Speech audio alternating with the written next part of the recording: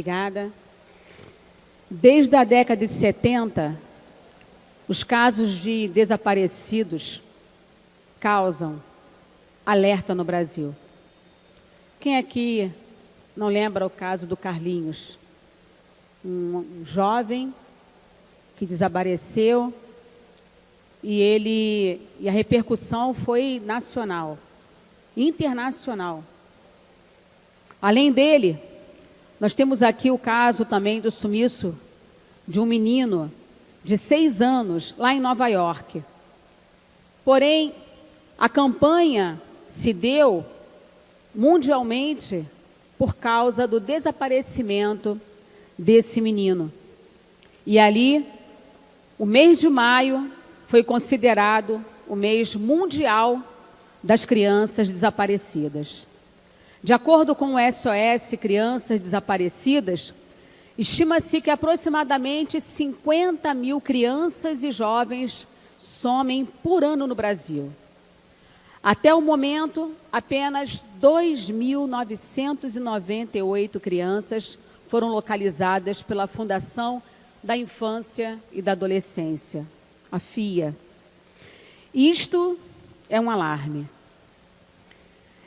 Eu não poderia fechar os olhos para isso, porque nós não podemos. Na verdade, a dor destas mães, nós podemos dizer que também é a nossa dor. Essas famílias vivem no luto eterno. E só com a participação de toda a sociedade, seja com políticas públicas ou um simples olhar atento às fotos divulgadas, podemos restaurar esses lares. Está tramitando aqui nesta casa 2 projetos de lei de minha autoria. E um deles fala a respeito da atualização das fotos por um aplicativo e a inclusão dessas fotos em um cadastro único municipal, integrado com os dados do cadastro federal. E ainda, também, o projeto diz que é para promover a Semana de Mobilização Municipal da Defesa dos Direitos das Crianças e dos Adolescentes Desaparecidos, impulsionando políticas públicas para esse tema. Aproveito para pedir o apoio de todos os nobres colegas para a aprovação desses projetos. Aqui conosco estão os parentes de pessoas desaparecidas, e ainda há pouco acabei de citar, né, a ONG Mães Virtuosas do Brasil. E que, em grande maioria, elas são formadas por mães. A presidente Luciane Torres, que procura sua filha Luciane há quase 10 anos, tem uma história que comove a todos nós. Luciane, ela saiu de casa para ir à padaria e não retornou mais. E até hoje, esse caso não teve desfecho. Ela diz, no seu depoimento, que iniciou o processo com a identificação de um homem louro, de olhos azuis, e no término do processo, descobriram que era uma pessoa negra. Ou seja, aí a gente consegue enxergar o descaso para essas famílias. O descaso do poder público, o descaso da sociedade, enfim.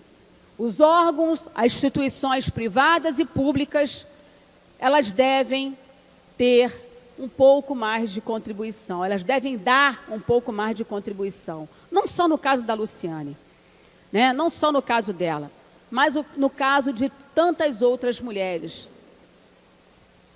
Bom, eu quero aqui deixar rapidamente uma frase, e aí parafraseando o escritor e pastor Henrique Chai, que diz: uma pessoa com esperança é alguém com mente positiva e otimista, que crê no triunfo do bem sobre o mal e que não desfalece na luta, que confia na direção divina e que conserva o entusiasmo de viver.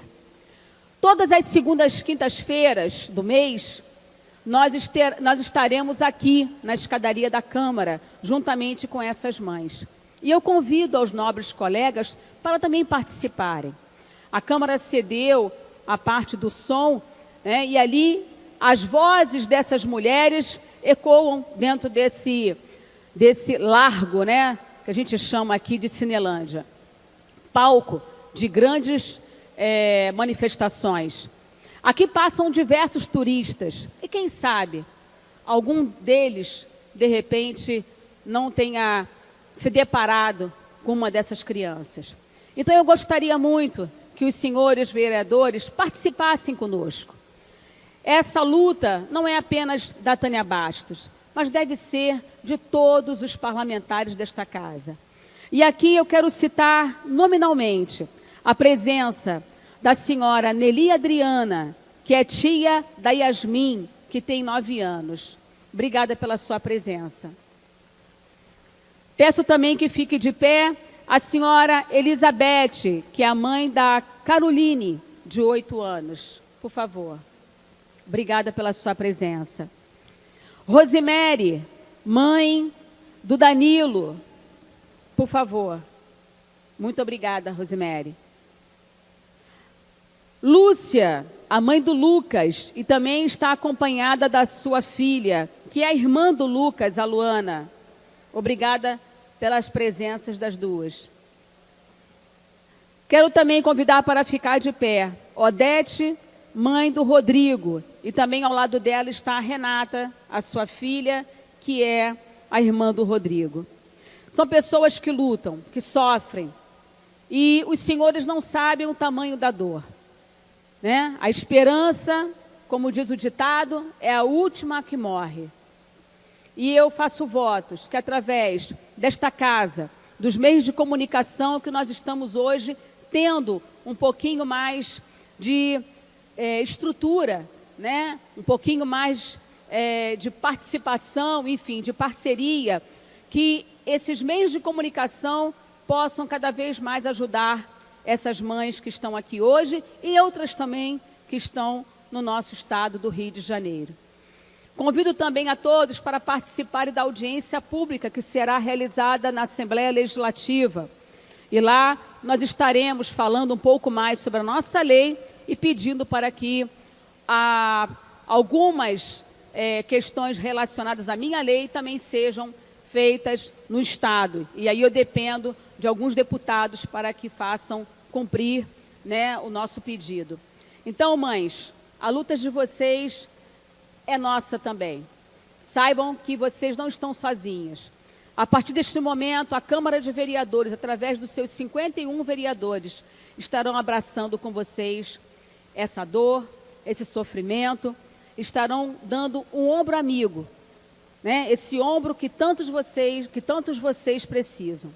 Que Deus ilumine a todas e que Deus possa dar o retorno com a máxima urgência possível. Que vocês possam ter boas notícias. É isso que nós desejamos. Boas notícias. Podem contar conosco. E meu muito obrigada pela presença de todas.